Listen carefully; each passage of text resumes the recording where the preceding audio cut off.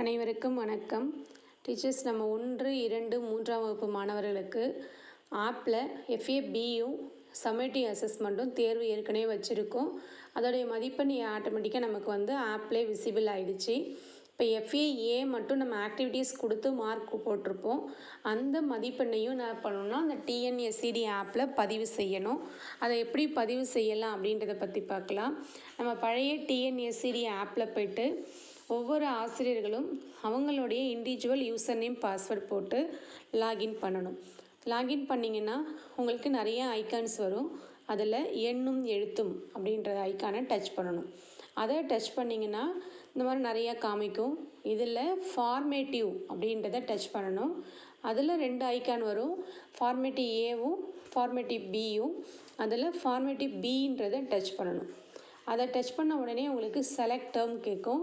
So second டேர்முக்கு தான் நம்ம பதிவு பண்ண போகிறோம். ஸோ டேர்ம் 2 கொடுத்துட்டு ஓகே கொடுத்துடணும். கொடுத்த உடனே உங்களுக்கு ஆக்டிவிட்டி 1, 2, 3, 4ன்னு வரும். ஸோ ஒரு ஆக்டிவிட்டியாக நீங்கள் செலக்ட் பண்ண ஃபஸ்ட்டு ஆக்டிவிட்டி 1, அப்புறம் ஆக்டிவிட்டி 2, 3, 4ன்னு ஒரு ஆக்டிவிட்டீஸாக நீங்கள் செலக்ட் பண்ணி ஸ்டூடெண்ட்ஸ்க்கு மார்க் போடணும். இப்போ ஆக்டிவிட்டி 1 அப்படின்னு டச் பண்ணிங்கன்னா இங்கே செட் ஆக்டிவிட்டின்னு வரும். அடுத்து ரெக்கார்டு அசஸ்மெண்ட் அப்படின்னு 2 வரும்.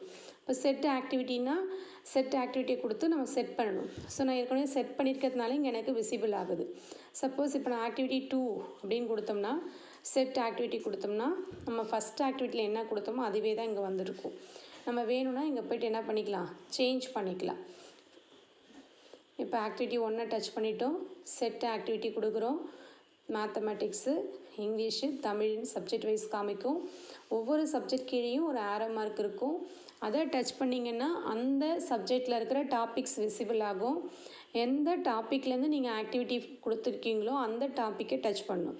சப்போஸ் இப்போ ஐ நோ டைம் அப்படின்ற டாப்பிக்லேருந்து கொடுத்துருக்கீங்க அப்படின்னா அதை டச் பண்ணிவிட்டு ஓகே கொடுக்கணும். ஓகே கொடுத்தீங்கன்னா இங்கே ப்ளூ கலரில் 2 வருது பாருங்கள்.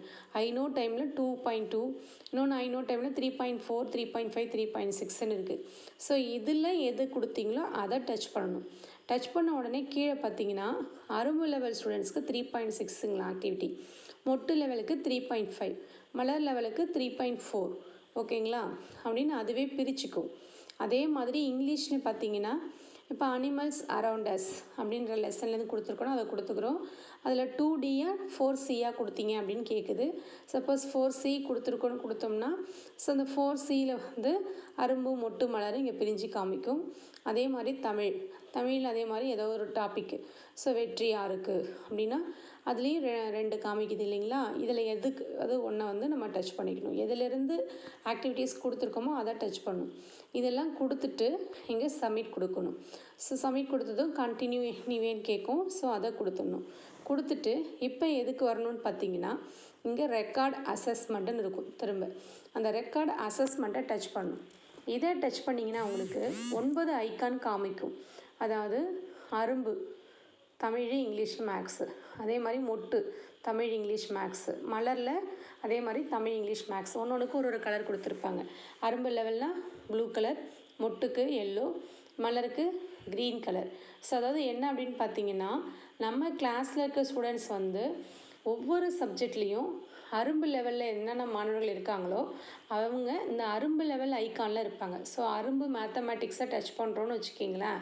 ஸோ இங்கே காமிக்கும் மொத்தம் மேத்தமேட்டிக்ஸில் அரும்பு லெவலில் எந்தெந்த மாணவர்களாக இருக்காங்களோ அவங்களுடைய பேர் மட்டும்தான் இங்கே விசிபிள் ஆகும். ஸோ விசிபிள் ஆனதும் கீழே பார்த்தீங்கன்னா ஸ்டார்ட் அசஸ்மெண்ட்டுன்னு இருக்கும். அதை டச் பண்ணணும். அதை டச் பண்ணதும் இந்த மாதிரி நமக்கு மார்க் போடுற மாதிரி ஷீட் வந்துடும். இதில் செலக்ட் தான் பண்ணணும் நம்ம. ஸோ இப்போ இந்த ஸ்டூடெண்ட்ஸ்க்கு எத்தனை மார்க் எடுத்திருக்காங்க, சப்போஸ் இந்த ஆக்டிவிட்டியை இந்த ஸ்டூடெண்ட்ஸ் செய்யலை அப்படின்னா நம்ம ஸ்கிப் பண்ணிக்கலாம். ஸ்கிப் கொடுத்தோன்னா நெக்ஸ்ட் ஸ்டூடெண்ட்ஸ் வந்துடும். சரிங்களா. ஸோ இந்த ஸ்டூடெண்ட்ஸ்க்கு 10 மார்க்ஸ் எடுத்திருக்காங்க அப்படின்னா 10 செலக்ட் பண்ணிவிட்டு சப்மிட் கொடுத்துடணும். அவ்வளோதான். சப்மிட் கொடுத்ததுமே நெக்ஸ்ட்டு ஸ்டூடெண்ட் நேம் விசிபிள் ஆகிடும். ஸோ ஃபோட்டோஸ் பார்த்திங்கன்னா ஆப்ஷனல் தான் சொல்லியிருக்காங்க.